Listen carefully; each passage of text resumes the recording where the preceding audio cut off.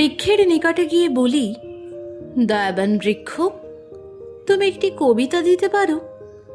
বৃক্ষ বলে, আমার বাকল ফুঁড়ে আমার মজ্জায় যদি মিশে যেতে পারো, তবে হয়তো বা পেয়ে যাবে একটি কবিতা।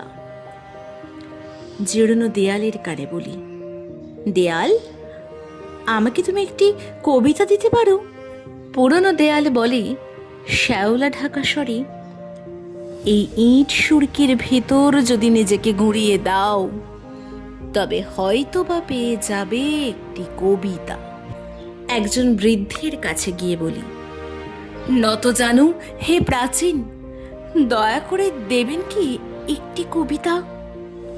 স্তব্ধতার পর্দা ছিঁড়ে বেজে ওঠে প্রাজ্ঞ কণ্ঠ, যদি আমার মুখের রেখা বলি তুলে নিতে পারো নিজের মুখাবয়বে, তবে হয়তো বা পেয়ে যাবে একটি কবিতা।